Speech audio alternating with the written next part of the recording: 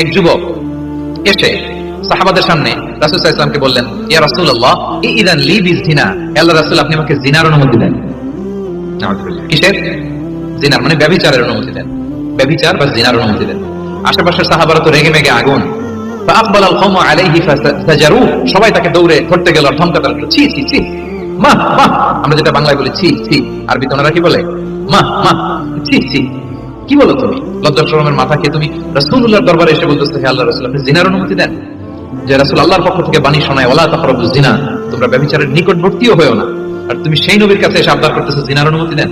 তারা যখন তেরে আসলো এই যুবকের দিকে, রাসূল সাল্লাল্লাহু আলাইহি ওয়াসাল্লাম তাদেরকে থামালেন, বললেন যে তোমরা থামো, যুবককে ডেকে আনো আমার কাছে। যুবককে নিয়ে আসা হলো। রাসূল সাল্লাল্লাহু আলাইহি ওয়াসাল্লাম তাকে পরম আদরে কাছে টেনে নিলেন। এবার তাকে জিজ্ঞেস করলেন, তুমি জিনার অনুমতি চাও না? বলে যে ইয়া রাসূলুল্লাহ, জি জিনার অনুমতি চাই। তখন রাসূল সাল্লাল্লাহু আলাইহি ওয়াসাল্লাম বললেন, তুমি আমাকে উত্তর দাও তো, তুমি বলো তো যে আতুহিব্বুহু লি উম্মিক, তুমি কি পছন্দ করবে যে কোনো পরপুরুষ তোমার মায়ের সাথে এই জিনাটা করুক? তোমার এটা ভালো লাগবে? সে বলে, লা ইয়া রাসূলুল্লাহ, না, কখনো না, আমার মায়ের সাথে কেউ এই পাপাচারে লিপ্ত হবে এটা কোনো মানুষ মেনে নিবে না, আমি কেন, কেউ মেনে নিবে না। তারপর রাসূল সাল্লাল্লাহু আলাইহি ওয়াসাল্লাম তাকে বললেন, আতুহিব্বুহু লিবনাতিক, তুমি তোমার কলিজার টুকরা সন্তান, কন্যা সন্তানের সাথে, তোমার কন্যার সাথে কেউ এই পাপ কাজটা করুক, এটা তুমি মেনে নিবে, এটা তুমি পছন্দ করো? সে বলল, লা ইয়া রাসূলুল্লাহ, হে আল্লাহর রাসূল, কোশ্চিন কালাও না, কখনো মানবো না, আমার মেয়ের সাথে কেউ এই কাজ করেন কখনো মানবো না।